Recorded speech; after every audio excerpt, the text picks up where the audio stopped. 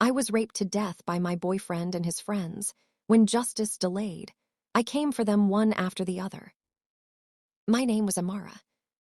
I say was because names belong to the living. Once you cross over, all that's left is memory and the ache of what could have been. Before I became a whisper, I was a girl of laughter and light. I lived in a quiet neighborhood with my mother, a woman who believed that prayer could solve everything, and my little brother, who thought I hung the moon. We didn't have much, but we had peace. And I thought that was enough. I was 22 when I met Daniel. He wasn't the kind of man you could easily forget. He had a calm voice that could quiet a room, a smile that made you trust him without asking why.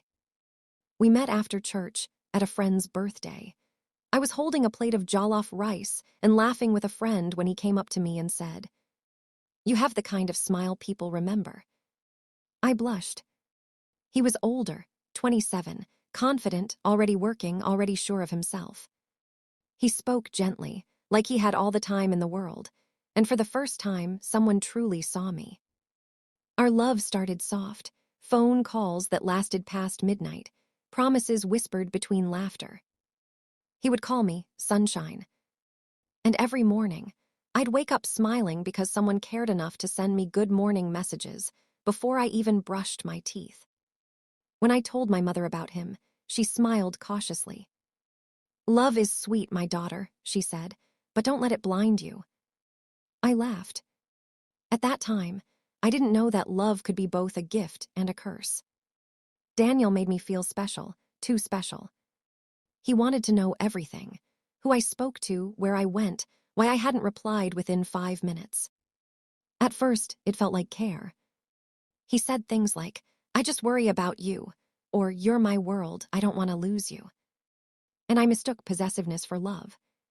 He didn't like my male friends. He said they looked at me too much. So I stopped talking to them. He said he didn't trust social media, so I deleted my Instagram. He said he didn't like me wearing makeup, so I stopped. Little by little, I disappeared, until only his version of me remained. But I stayed. Because I loved him, because I believed he'd change, because I thought maybe I wasn't trying hard enough. That's how love traps you. It convinces you that pain is patience, and patience is proof of loyalty. There were beautiful moments, too. The night he surprised me with dinner on the rooftop of his house. The time he held me as I cried about my father's death anniversary. He knew how to be gentle, and he used that gentleness to erase the moments he was cruel. Then came the first slap. It was over something small, a message from a male coworker about a group project. He accused me of lying. I tried to explain, but his voice drowned mine. And then silence. I remember holding my cheek, shocked more by the look in his eyes than by the pain. He begged afterward. Cried. Said he didn't know what came over him. I forgave him, because that's what you do when you love someone. You make excuses for the things that break you. The apologies turned into patterns. The patterns turned into fear. I started walking on eggshells, careful with my words, careful with my laughter, careful not to provoke the storm that lived inside him. My friends drifted away. My mother noticed my sadness, but I told her everything was fine. Because how do you explain loving someone who's slowly destroying you?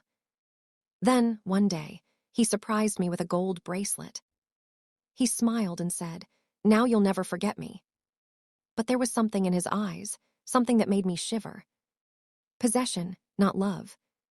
I remember that night vividly, the air heavy with rain, thunder growling in the distance. He held me close and whispered, "You're mine, Amara. No one else will ever have you." I thought it was romantic. But now, when I think about it, I realize it was a warning. That was the last week of my life. Though I didn't know it then. Because love doesn't kill suddenly. It kills slowly, through silence, control, and fear dressed as affection. And by the time you realize it, the cage is already locked. I didn't die that week. But I stopped living.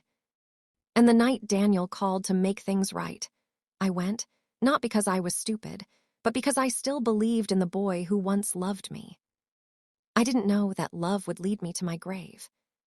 If I could turn back time, I'd go to the mornings that smelled of pap and laughter, before my name became a whisper, before my story turned into a cautionary tale. I grew up in a small compound at the edge of town, where the evenings were filled with children's laughter and the smell of fried plantain drifting from kitchen to kitchen. Our house wasn't much, cracked walls, an old ceiling fan that complained with every turn, but it was home. My mother used to sing while cooking. She had a voice that made even sorrow sound sweet. When she sang, everything felt right, the world, our struggles, even our empty plates. My father had died when I was 14. I remember the day clearly. The rain, the black umbrella my mother held, the way she kept her head down, refusing to cry. After that day, she carried both love and survival on her shoulders. She became mother and father, strength and softness, all in one body. I had a younger brother, Chijioke. He was 9 years younger than me, wild and full of light. He loved to run around the compound, always barefoot, always laughing. Whenever he fell, he'd cry for a second and then grin, saying, "See, I'm fine, Amara." He was my heart, the reason I never gave up. Our life was simple. We didn't have much, but there was peace in our little world, in the sound of my mother's laughter, in the nights when we all prayed together before bed, in the mornings when she'd say, "Amara, joy doesn't come from what you have. It comes from who you are." And I believed her. I was gentle. Too gentle, perhaps. I wanted everyone to be happy, even when it meant shrinking myself. In school, I was quiet but curious. I loved stories, especially those where love won, where good people were rewarded, where life was fair. I carried that belief into my adulthood, holding on to the idea that if I gave love, I'd receive it in return. After university, I started working at a small pharmacy near town. The pay was little, but every month I'd bring home something, rice, groceries, sometimes a small gift for Mama. She would smile proudly, saying, "You see, you're already making your father proud in heaven." I'd blush and wave her off, but deep down, I felt like I was finally doing something right. I had dreams too. I wanted to open a small health center one day, somewhere people could come and get treated with kindness, not just medicine. I wanted to help, to heal, to make people feel safe. And then love came. It didn't knock loudly. It came softly, like evening rain. I met Daniel one Sunday afternoon. Church had just ended, and the compound was alive with chatter, children chasing each other, women gossiping, men arguing about football. He was standing near the gate, wearing a white shirt that somehow made him look both humble and sure of himself.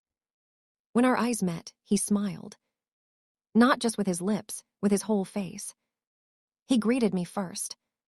And from that simple "good afternoon," something began. I didn't know it then, but that was the moment my story changed.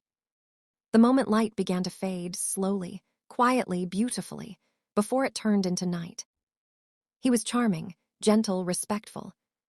My mother liked him instantly. "Finally," she teased, "someone who will take my daughter off my hands." I remember laughing shyly. If only we knew what kind of hands those would turn out to be. In the beginning, Daniel made everything feel magical. He'd walk me home from work, wait with me at the bus stop when it rained, call me every night before bed. He remembered every detail, my favorite color, my brother's birthday, the way I hated cold Gary. He said I made his life make sense. And I believed him. He told me he wanted to marry me one day. And I, foolishly, started dreaming in the shape of his promises. A small wedding. A peaceful home. Children who would laugh like Chijioke. But life has a cruel way of changing its tone. Sometimes it starts with laughter and ends in silence. I didn't see the red flags because love covered them with petals. I thought jealousy was protection. I thought anger was passion. I thought silence was patience.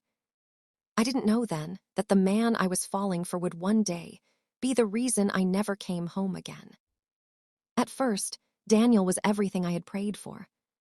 He was attentive, thoughtful, the kind of man who remembered the smallest things. When I came home tired, he'd say, "Rest, my sunshine, you've done enough today." When I forgot to eat, he'd show up at my workplace with jollof rice wrapped in foil. He met my mother and charmed her instantly. He laughed easily, called her Mama Amara, and helped fix our broken door one Saturday morning. My brother adored him too, always jumping on his back or showing him his latest drawing. Everything about Daniel felt safe. At least, that's what I told myself. I didn't see the cracks right away. Control never announces itself. It sneaks in like a shadow behind affection. The first time I noticed something strange, it was small, a question about who I was chatting with.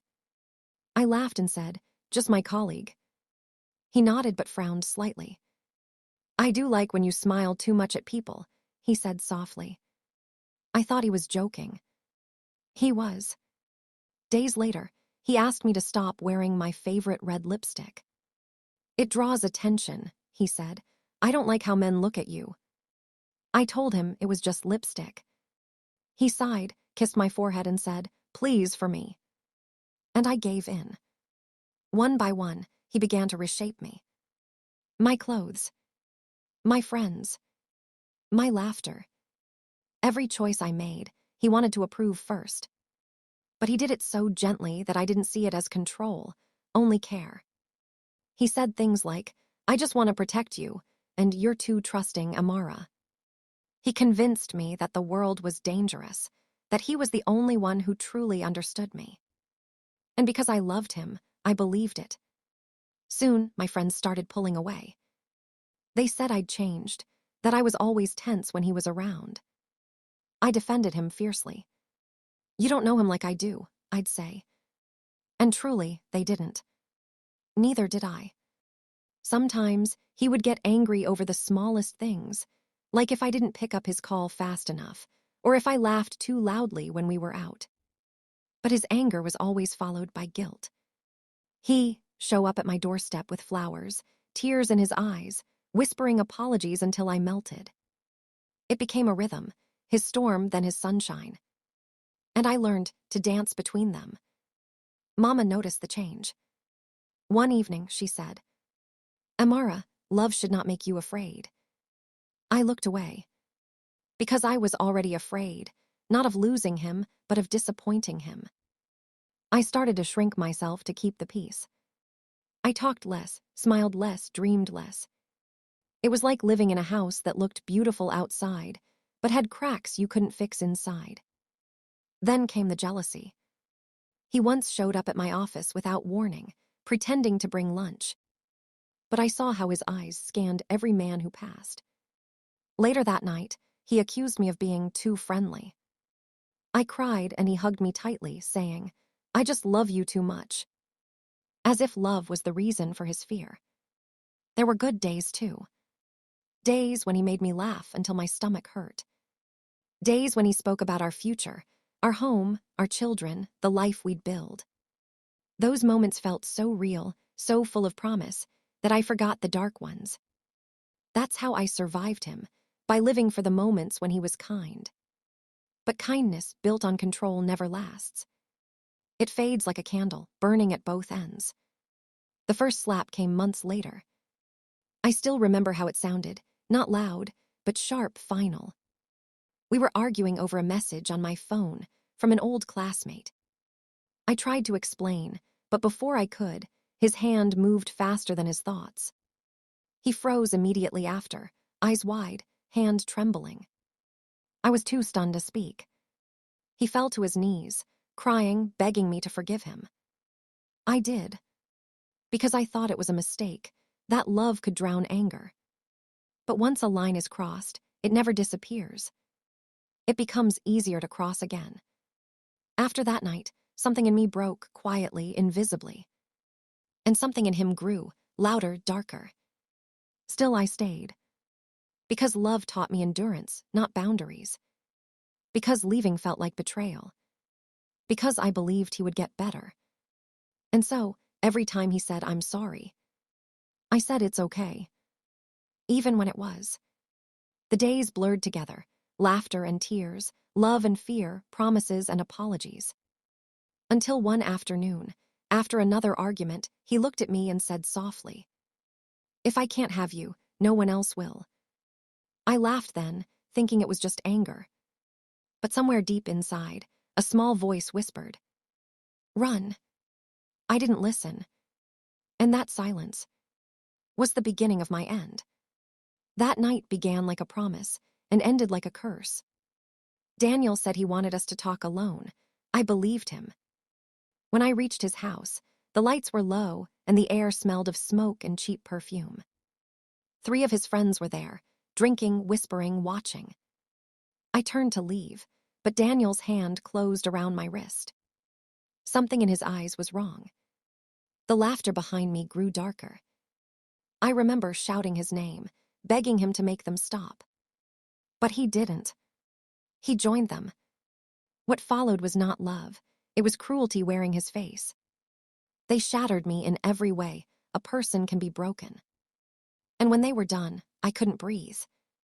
My body lay still, but my soul stood beside it, trembling. They buried the evidence of their sin beneath an old mango tree, thinking the earth would keep their secret. But the earth remembers everything. So do I. At first, there was only darkness. Not the kind that comes when you close your eyes, but the kind that feels alive, like it's watching you. I thought I was dreaming. I thought any second, I'd wake up, run to my mother's room, and tell her everything. But when I opened my eyes, I was still lying there, cold, pale, motionless. And Daniel was standing over me, whispering my name like an apology. He touched my face, and his hands trembled. But I felt nothing, because I wasn't there anymore. I stood beside him, watching as his friends argued, panicking, afraid of what they had done. Their voices sounded far away, as if I were underwater. One of them said, "We can't call the police." Another said, "We have to hide her." And then I knew. It wasn't just the end of my life. It was the beginning of their secret. They carried me out into the night. The wind was still, the moonlight pale and cruel. Under the mango tree behind his house, they dug a shallow grave. The ground was soft from the rain. They didn't pray, they didn't cry. They just covered me with dirt and silence. When the last handful of soil fell, something inside me began to stir. I could still see, I could still hear. But it wasn't with my body, it was something else, something beyond. That night, the world split in two. One where I no longer belonged, and one where I refused to be forgotten. I watched Daniel walk back into his house, his hands shaking, his clothes stained with my memory. He thought it was over. He thought I was gone. But I was. The wind carried my name back to him. And for the first time since my death, I spoke. Not with my mouth, but with my pain. "Daniel." He froze. He heard me. That was the night I awakened. And the night he began to lose his peace. The morning after my death, the world moved on, but my mother didn't. She woke up to the sound of birds outside, expecting to hear me humming in the kitchen like I always did. But the house was quiet. Too quiet. She called my name once. Then twice. Then again, louder, sharper, until her voice began to shake. I was always the one to help her set the fire for breakfast. Always the one to laugh when my little brother spilled the water bucket. That morning, there was only silence and the faint smell of smoke that no one had lit. She searched the house, the compound, the street. When she didn't find me, she went to Daniel's house, the one I had mentioned the night before. He opened the door slowly, his face pale and tired, his eyes darting everywhere but hers. "Good morning, Ma," he said. "Amara left last night. I thought she went home." My mother's heart sank. She knew I wouldn't have gone anywhere else. She went to the police. She went to my friends. She even went to the church, lighting a candle and whispering my name through tears. Days passed, then weeks, each one heavier than the last. She searched the nearby woods. My little brother started sleeping in my bed, clutching my scarf at night. My mother stopped cooking, stopped laughing, stopped living. And through it all, I watched. I stood in corners, unseen, whispering into the wind. "Mama, I'm here. Please don't cry, I'm here." But she couldn't hear me. No one could. Every night, Daniel saw her walking down the road with a lantern, calling my name. And every night, guilt wrapped tighter around his throat. Because he knew exactly where I was. Under the mango tree. Where the earth held my silence and their secret. It began with whispers. Soft at first, like the wind brushing against the window pane. Daniel would wake in the middle of the night, his throat dry, his heartbeat loud in his ears. The room would be still, yet he'd swear someone was breathing beside him. When he turned on the light, no one was there. But the air always felt heavy, like eyes were watching from the dark. The first time he saw me, it was in the mirror. He was brushing his teeth, and when he lifted his head, I was behind him. Not close, not clear, just a reflection of white standing still.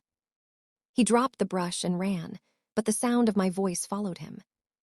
"You remember Daniel." He didn't tell anyone. He couldn't. But guilt is louder than fear. He stopped going out with his friends. He stopped answering calls. He barely ate, barely slept. At night, he'd hear footsteps in the corridor. Sometimes they sounded like mine, light, careful, familiar. Other times, like 1,000 echoes of all the things he tried to forget. One evening, he dreamt of the mango tree. He saw the soil trembling, as if something underneath was trying to breathe. He woke up screaming.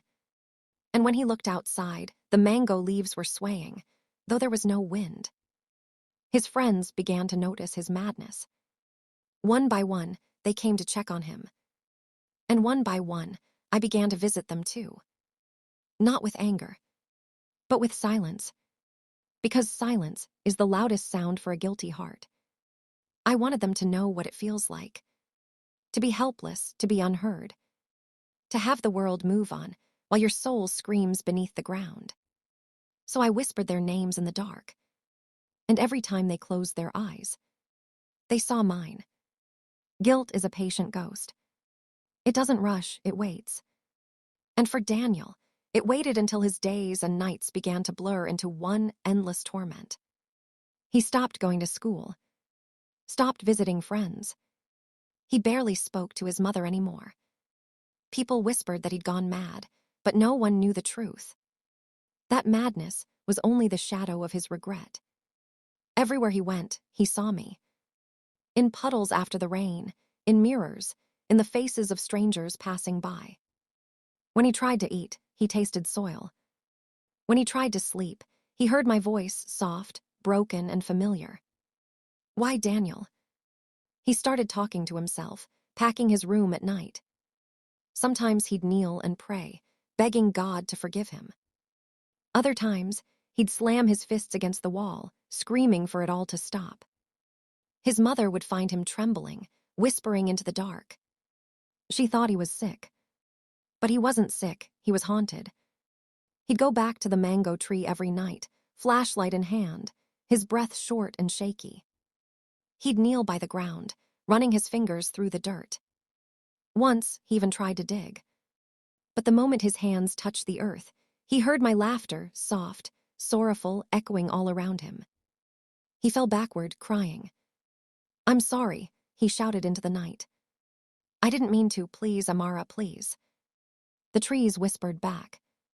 And in that whisper was my voice. "You did mean to, and you watched." He broke down completely that night.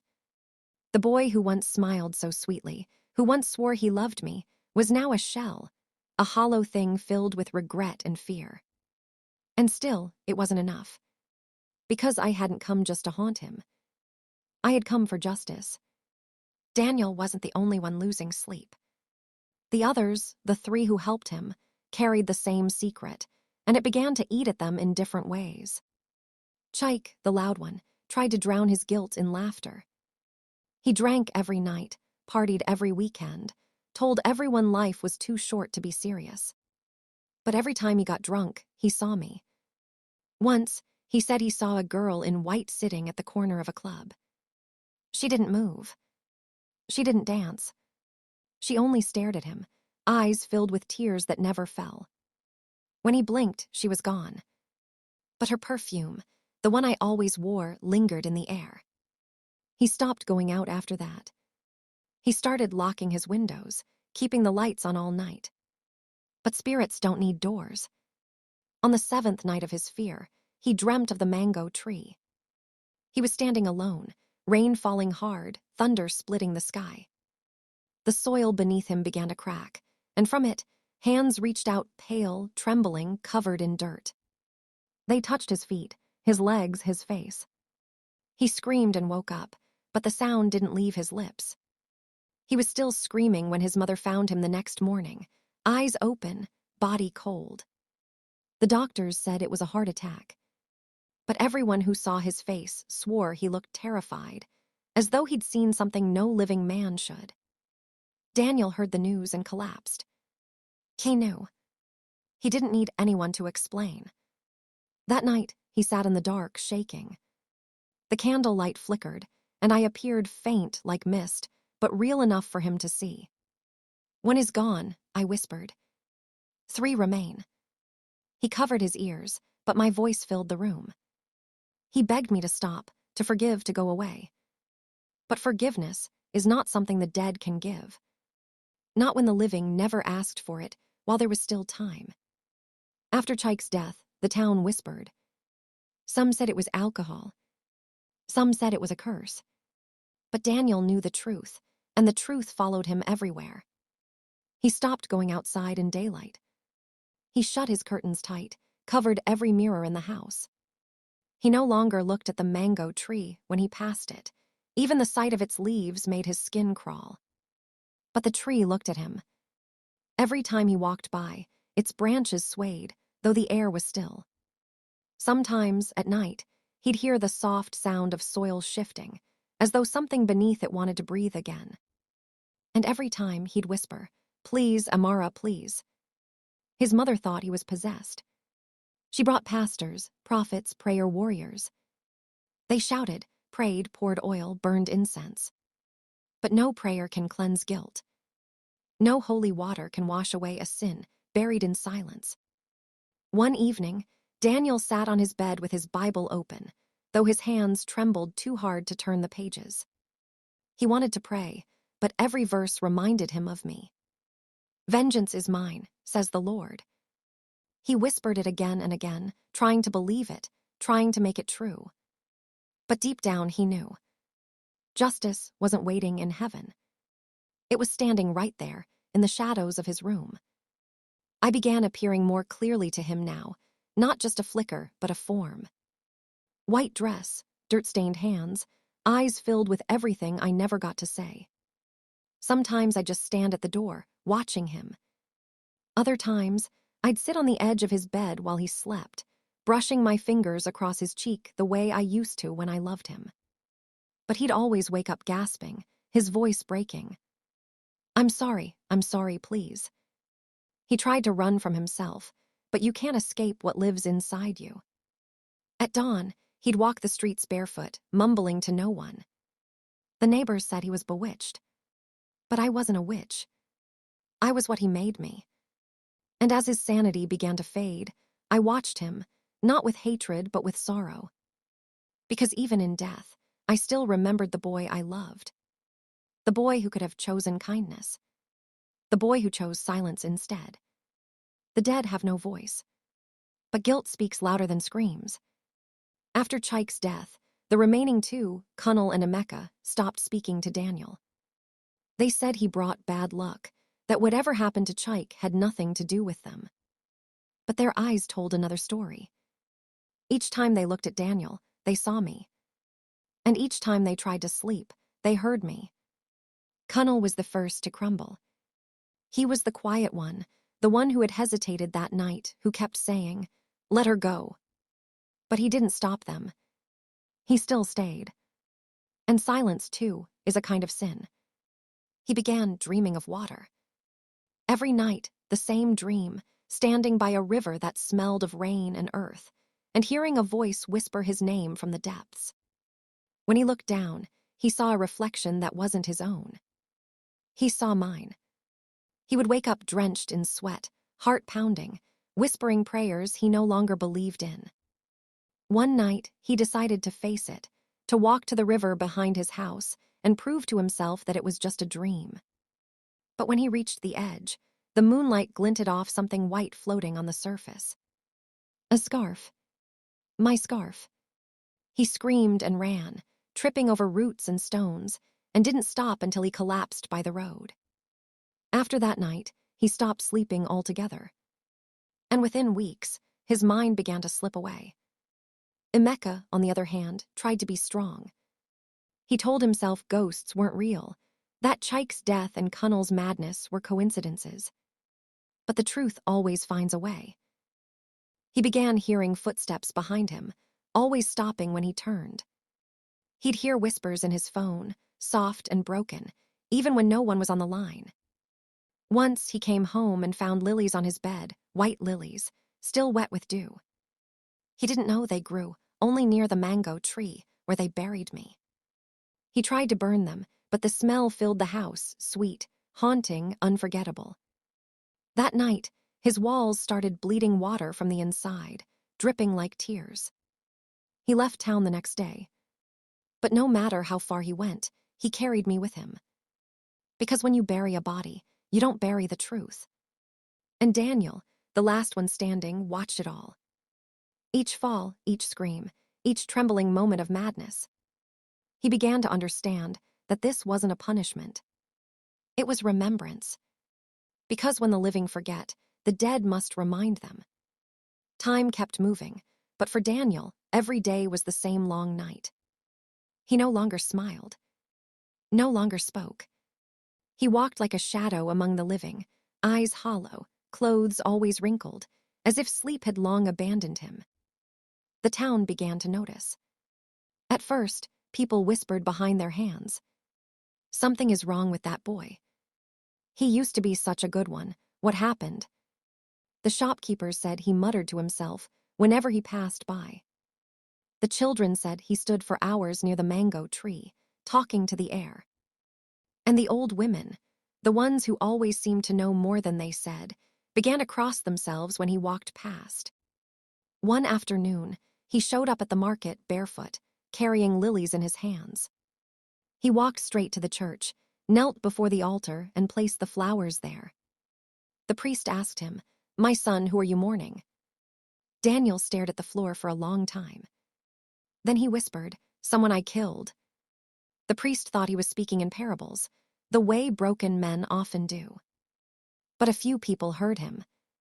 And by evening, the whole town was talking. They say he's cursed. They say the ghost of that missing girl won't let him rest. You remember her, don't you? Amara. My name began to return to their lips again. After months of silence, it spread like smoke, through homes, through streets, through dreams. The story of my disappearance was no longer forgotten. And that was my doing. Every night, I walked through the town. I whispered to their hearts as they slept. Not words, just feelings. Sadness, fear, the sense that something was unfinished. Because justice begins when the truth refuses to stay buried. Daniel began to hear my name everywhere, in the markets, on the streets, even from the mouths of strangers. Every time someone said, "Amara," he would flinch like he'd been struck. He started spending more time at the mango tree again, sitting at its roots with his head in his hands. Sometimes he prayed. Sometimes he cried. And sometimes he just listened to the heartbeat beneath the earth where I waited. Mama had not slept in peace since the day I disappeared. At first, she waited with hope. She would sit by the window every evening, her chin resting on her palm, watching the road that led to the market, the same road I had walked down the day I never came back. Sometimes, when she heard footsteps outside, She would rush out, her wrapper barely tied, calling my name into the wind. Amara, Amara, is that you? But the road always gave her silence. Only the wind answered her, soft, cruel, carrying the scent of dust and memory. Weeks turned into months. The police stopped coming. Neighbors stopped visiting. Even Papa stopped talking about me. He had his own way of grieving, sitting quietly on the veranda with a bottle in his hand, his eyes never really seeing what was in front of him. They lived together, but apart, two broken halves that no longer knew how to fit. But Mama never stopped believing I was out there somewhere.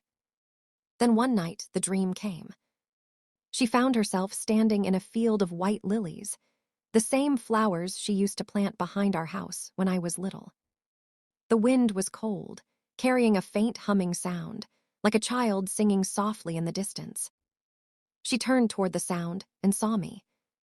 I was standing beneath a pawpaw tree, barefoot, wearing the same dress I had worn the day I left home. The fabric was torn, the hem stained with something dark. My hair fell loosely around my face, and my eyes glowed faintly, not with anger but sadness. "Mama," I whispered. Her knees gave way. She tried to run to me, but her feet felt heavy, as if the earth itself was holding her still. "Mama, I'm cold." She began to cry, reaching her hands toward me. "Amara, my child, where are you? Come home, please come home." But I could only shake my head. "I can't come home, Mama. He took that away from me." Her heart stopped for a moment. She didn't understand what I meant, not yet. But she felt the pain in my voice, the way my spirit trembled as I spoke. "Find me," I said softly. "Don't let them forget me."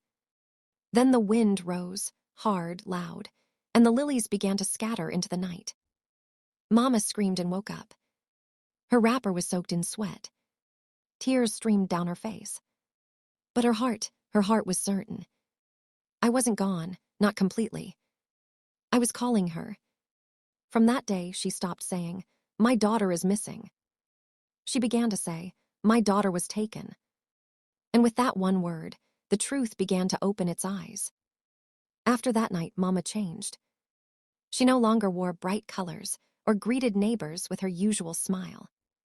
She wrapped her head in black scarves and carried a small Bible everywhere she went, her lips constantly moving in quiet prayer. People said grief had taken her mind. But she didn't care. My mother began walking from house to house, telling everyone about the dream. She would grab their hands, eyes wide with tears. "My Amara spoke to me," she said. "She said she's cold. She said she can't come home." Some pitied her. Others crossed themselves and whispered, "It's madness. She's seeing things." But there were a few, especially the older women in the village, who believed her. They said, "A mother's spirit is tied to her child. If she says the girl is calling, then the girl is calling." So they followed Mama to the spot where she used to plant her lilies. There she began to pray every evening, alone at first, then with others. She would light a candle, place it in a bowl of salt, and say, "Wherever you are, Amara, may the light guide you." Every time she said it, the wind would stir, soft but certain, and the candle flame would tremble. And Mama would whisper through her tears, "I know, my child, I know you hear me." But not everyone was at peace with her prayers. Daniel heard the rumors. He heard how people said, "Amara's mother talks to her ghost now." He tried to laugh it off, but the laughter didn't last long. That night, when he got home, he found the candlelight from Mama's prayers flickering across his window, though her house was miles away. He closed the curtains, trembling. He could still hear my voice in his mind, soft and breaking. "Find me, don't let them forget me." And for the first time, Daniel realized, my mother wasn't the only one I was calling. It started with a sound. One night, when the wind was still and the stars hid behind thick clouds, a boy named Chijioke ran through the village screaming. He said the old mango tree behind the abandoned well was bleeding. At first, no one believed him. But by morning, half the town had gathered there, their faces pale, their whispers rising like smoke. On the trunk of the mango tree, a dark red liquid dripped slowly from a long, uneven crack. It wasn't sap. It wasn't anything they'd seen before. It smelled faintly of iron like blood. Women began to wail softly. Some men tried to touch it, but the moment their fingers neared, a cold gust of wind swept through the clearing, sending dust into their eyes. "Spirit," someone shouted. "This is a spirit sign." And that's when Mama arrived. She didn't run. She didn't even seem surprised. She just stood before the tree, staring at it with trembling lips. Her candle flame, the one she always carried, flickered wildly. And then, in a voice barely louder than the wind, she said, "This is where she sleeps." Everyone turned to her, confused and afraid. "How do you know?" they asked. Mama didn't answer. She fell to her knees and began to dig with her bare hands. "Amara," she whispered between sobs, "Mama is here, Mama is here." Some tried to stop her, saying she was losing her mind. But when one man bent down to help, he felt it too. The ground beneath the mango tree wasn't right. It was soft, uneven, disturbed. And then a piece of cloth surfaced. A torn piece of fabric, faded by rain and time, but still recognizable. It was the same yellow dress I had worn that day. The crowd went silent. Even the wind stopped. Mama clutched the fabric to her chest and screamed my name until her voice broke. And from where I stood, unseen among the trees, I wept too. For the first time since my death, someone had found me. My story was no longer buried. My silence was breaking. But Daniel knew the end was coming. That same night, as the villagers gathered at Mama's house, he sat alone in his room, trembling, the sound of a girl's cry echoing in his ears. He tried to drown it out. He turned on music, paced the floor, whispered prayers he didn't believe in. But the voice wouldn't stop. "Daniel," I whispered through the wind. "You buried me. Now I will bury your peace." By the next morning, word had spread like wildfire. The whole village gathered around the mango tree. The elders came, the police came, even strangers came, drawn by the story of the bleeding tree. Mama sat there the whole night before, her wrapper soaked with dew and tears. She refused to go home. Every few minutes, she whispered my name, touching the piece of yellow cloth as though it was my skin. When the police arrived, they asked her to step back. But she didn't move. "This is my child's grave," she said softly. "Don't tell me to move from her side." One of the officers, a man with tired eyes, looked at her for a long moment and then nodded. He ordered his men to start digging, slowly, respectfully. The first layer was sand and stones. The second was clay, damp and heavy. Then came something else, the faint scent of rot, mixed with something metallic. People covered their mouths, some turned away. Mama stayed. Her body shook, but her eyes never left the ground. When the shovel hit something solid, a hush fell. The officer knelt, brushing away the dirt with his gloved hands until a fragment of bone appeared, small, white, fragile. He looked up, his voice barely a whisper. "Ma'am, we found her." Mama didn't scream. She didn't faint. She just fell forward, pressed her forehead to the soil, and wept like a river breaking its banks. For hours, she stayed there, whispering prayers, songs, memories, every word she had held inside since the day I vanished. And I was there too. Invisible, but close enough to touch her hair, to rest my hand on her trembling shoulders. For the first time since I died, I felt warmth. But peace wasn't ready to come, not yet. Because the truth of my death had only been half uncovered. The other half still walked among the living. That night, after everyone had gone home, Daniel sat on his bed staring at his hands. They shook constantly now. He hadn't eaten in days. He hadn't slept without nightmares in weeks. He could still hear the crowd's cries in his head, the gasp when the bones were found, Mama's wailing voice echoing through the air like thunder. He covered his ears, but it wouldn't stop. When he looked up at the mirror in front of him, he saw movement behind his reflection. A girl, her eyes pale as moonlight, standing just behind him. He turned quickly. No one was there. "Stop it," he whispered, his voice cracking. "Stop haunting me." But then the lights flickered. His door creaked open slowly, even though the wind outside was still. A faint scent of lilies filled the room, my scent. "Daniel." He froze. That voice, soft, broken, familiar. He turned toward the window, but saw only darkness. "Daniel," it came again, closer this time, right behind his ear. "You thought the earth would keep your secret, but the ground speaks, Daniel. The ground speaks." He screamed and threw the mirror to the floor. It shattered, and for a brief moment, before the glass settled, my face looked back at him from the shards. That night, he didn't sleep. By morning, neighbors heard him packing, muttering, begging for forgiveness from no one they could see. The man who once smiled easily and charmed everyone now looked like a ghost himself, pale, trembling, hollow-eyed. And still, I didn't stop. I appeared in his dreams. In one, he was standing beneath the mango tree, the soil cracking beneath his feet, blood rising to his ankles. In another, he saw me sitting at the edge of his bed, my eyes empty but watching him breathe. He woke up screaming every time. By the third night, he stopped sleeping altogether. He stopped going to work. He stopped answering his friends' calls, the same friends who had helped destroy me. Because now, one by one, they too were beginning to see me. In the days that followed, the village was no longer quiet. People whispered in corners, their eyes darting toward Daniel's house. Some said they saw a shadow of a girl near his gate at midnight. Others swore they heard a faint voice calling his name in the wind. And Mama, she just kept praying. She didn't know what was happening, not yet. But she knew something had shifted in the air. The same way a mother knows when her child is breathing beside her, even in the dark.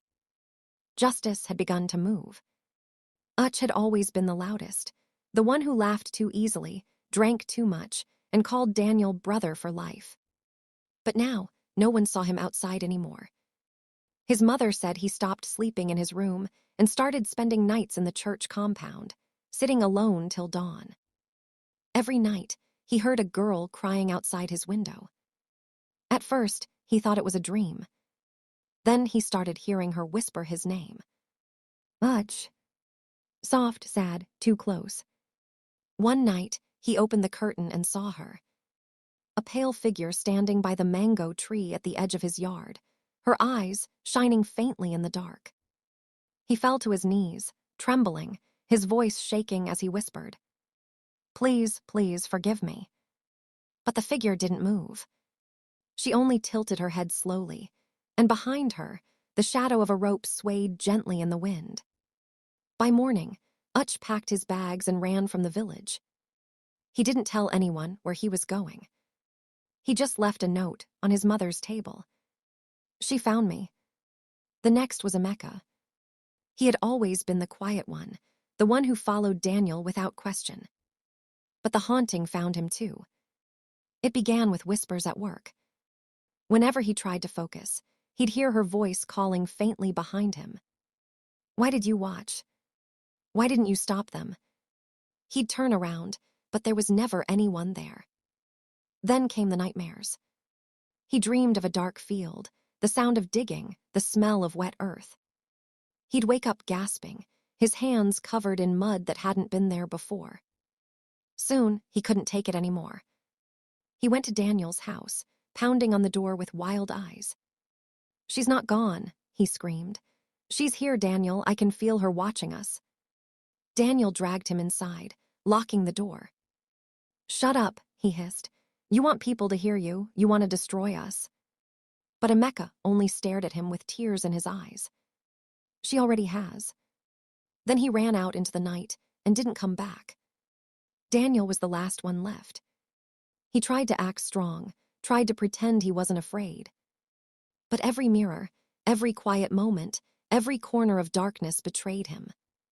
Sometimes he'd see a flash of yellow, the same color as my dress. Sometimes, he'd hear my voice whispering right behind his ear. "Do you remember Daniel?" He'd scream, punch walls, break things, and cry like a child. But guilt is heavier than stone, and it never lets go. The haunting didn't stop with sounds or visions. It began to follow him into the day. He'd be sitting in the market, and people's faces would blur, each one turning into mine. He'd blink, and they'd return to normal. But every time it happened, his heart raced faster. And at night, when he finally fell asleep, he saw me standing at the edge of his bed. Not smiling, not angry, just watching. He'd wake up screaming, but no one came to help. Even his neighbors had started avoiding him. They whispered that he had gone mad, that he was being tormented by the spirit of the girl under the mango tree. And in a way, they were right. Because my spirit wasn't at peace. Not yet. Justice hadn't been done. So I stayed close. Watching, waiting. Until one of them, the weakest of the remaining, would finally speak. It happened on a Sunday. The morning sun was warm, and the air smelled of dust and incense. The villagers were gathered in the church square, singing, clapping, pretending life was normal again. Mama was there too. She sat quietly at the back, her eyes swollen from sleepless nights, her hands gripping her rosary as if it could hold her together. Then the singing stopped. A voice rose from outside, broken, trembling, desperate. It was Chaik, the last of Daniel's friends. He stumbled into the square barefoot, his shirt half-buttoned, his eyes wide and hollow like he hadn't slept in weeks. People gasped when they saw him. He looked like a man who had seen death and didn't know how to return from it. And in a way, he had. He fell to his knees before the church door and began to cry. "I can't carry it anymore," he said, his voice shaking. "She won't leave me alone." The crowd murmured, confused. Mama rose slowly from her seat, her heart pounding in her chest. "Who?" someone asked. Chaik lifted his head. His lips trembled. "Amara," he whispered. "She's here. She's in the wind, in my dreams, in the walls. She won't stop calling my name." Silence. Even the birds went quiet. He pressed his palms to the ground, shaking violently. We hurt her. We buried her under that tree. Daniel said no one would ever know, but she knew. She saw us. She's still seeing us." Gasps spread like a wave. Someone screamed. The priest dropped his Bible.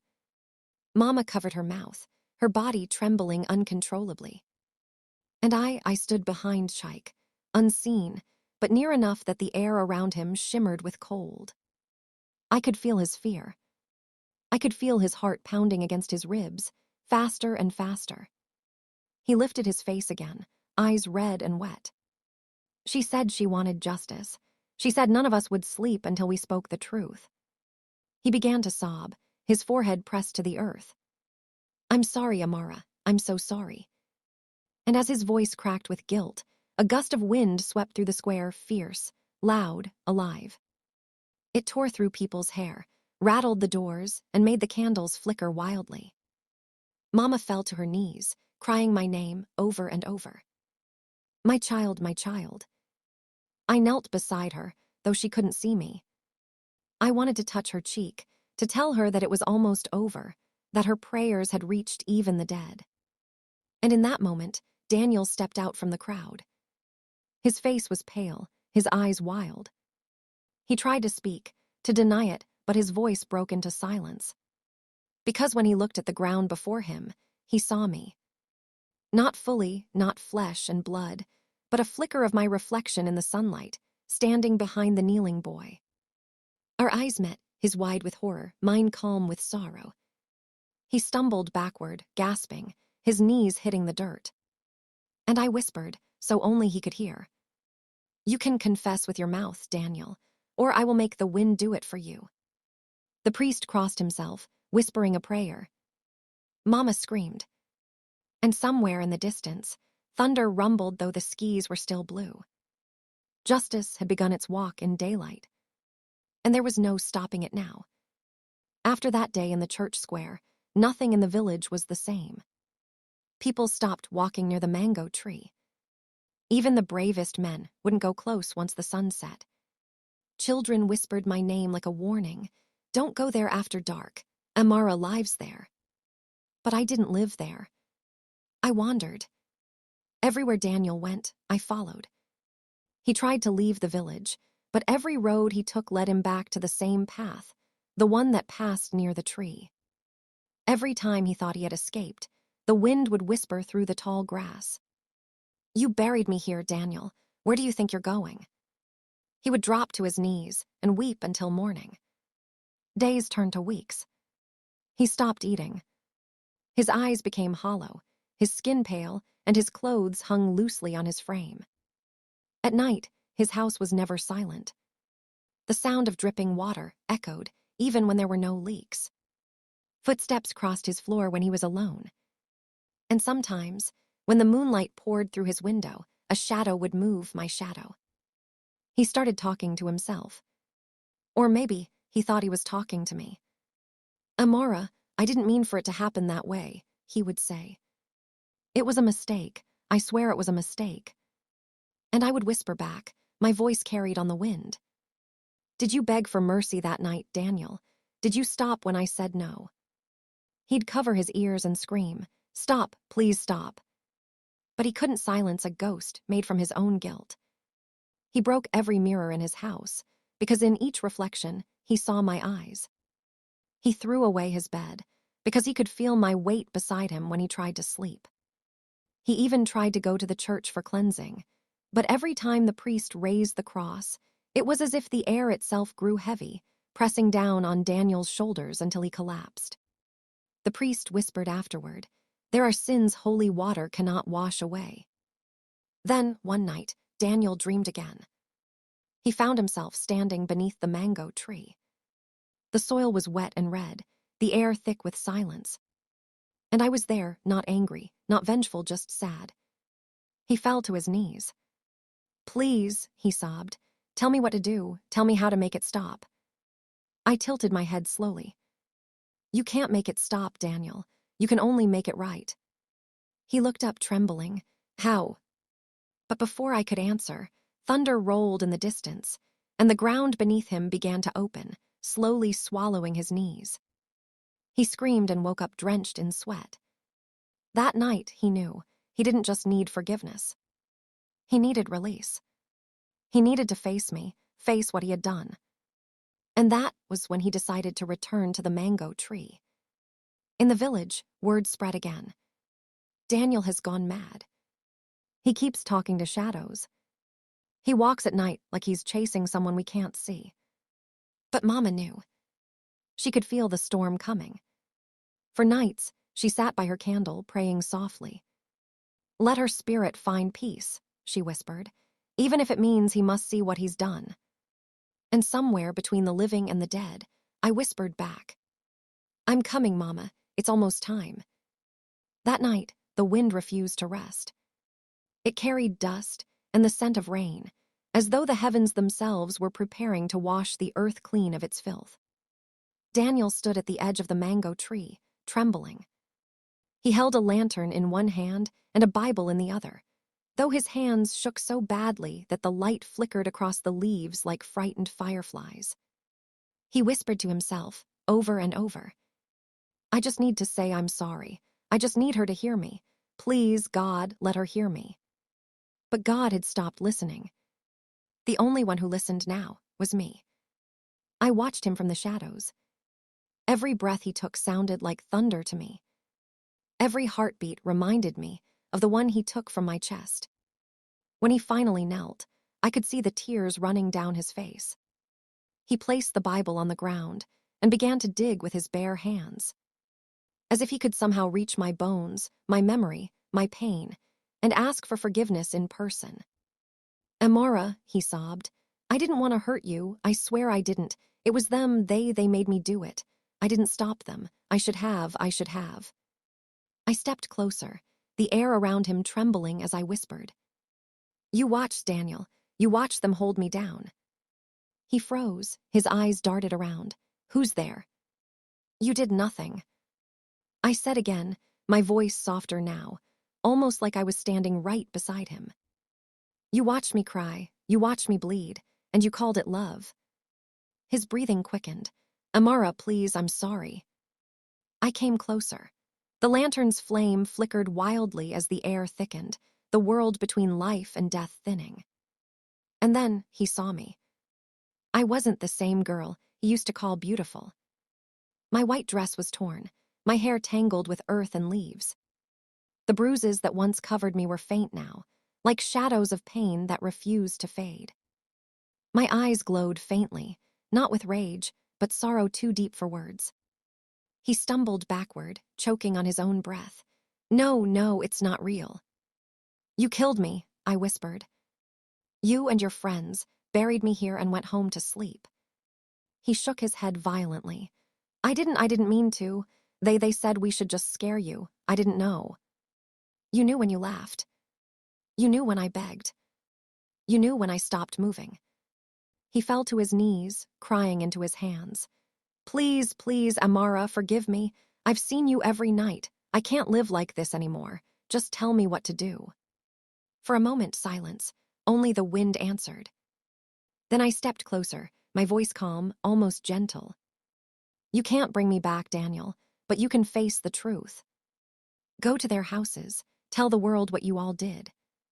Let my name live, not in whispers, but in justice. He looked up, his eyes wide with both terror and understanding. Will you leave me alone if I do? I leaned close until my cold breath touched his ear. When justice comes, Daniel, I will. That night, he ran back to the village. People said they saw him screaming down the road, barefoot, covered in mud and tears. He ran into every street, shouting my name and confessing. We killed her. We killed Amara. He called the names of his friends, each one who had touched me, held me down, laughed as I begged for mercy. He called them all. The village woke up. Doors opened. Faces filled with horror. And for the first time since my death, silence broke, replaced by cries of disbelief and grief. Mama fainted. My father stood frozen, tears streaming down his face as he whispered, Amara, my baby. And somewhere near the mango tree, I stood beneath the moonlight, watching, weeping, and finally breathing peace into the wind. It has begun, I whispered. Justice is coming. After that night, peace left the village.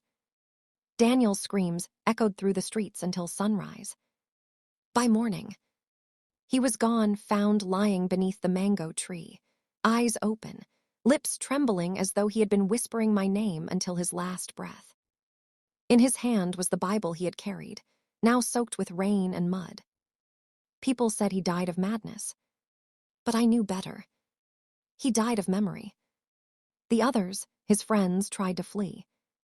Each one thought distance could hide them from their ghosts. But guilt travels faster than footsteps. One by one, they began to see me too.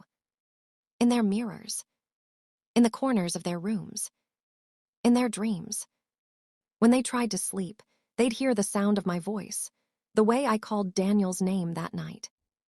When they closed their eyes, they'd feel my hands brushing against their necks, cold as the earth that covered me. Some confessed. Some ran mad. Some simply vanished. Justice, in my world, is slow but sure. I didn't need fire or blood. All I needed was truth. For the first time in months, my body was found. A group of children playing near the tree had seen the ground give way after a heavy rain. There I was, bones wrapped in the tattered remains of the white dress I had worn that night. The village wept. Mama fell to the ground and held what was left of me, wailing. Amara, my child, you can rest now. And in that moment, I felt something loosen around me. The chains of pain, anger, and sorrow that had tied my soul began to fade. I watched as they buried me again, this time with prayers, candles, and flowers. The same mango tree that once hid my shame now stood as my monument. They wrote my name on a small wooden cross. Amara Okafor, 1999, 2021. She was loved, She was wronged, she is free. That night, as the moon rose, I stood by my grave one last time. The wind was soft now, no longer howling with rage, just whispering like an old friend. Mama sat near the grave, praying. I moved closer, letting the air carry my words to her heart. Mama, don't cry. They know now I'm not forgotten. She looked up suddenly, tears in her eyes, as though she had felt me there. And she smiled, just once. That was enough. When dawn came, the sky glowed gold over the village. The mango tree swayed gently, its leaves rustling in peace. And as the light touched my resting place, I turned away, finally ready to go. Not as a vengeful ghost, not as a broken girl, but as a soul that had told her story and was finally free. My name is Amara. I was loved. I was wronged. But I found justice in the end. And with that, I faded into the morning light, where no shadows could ever touch me again.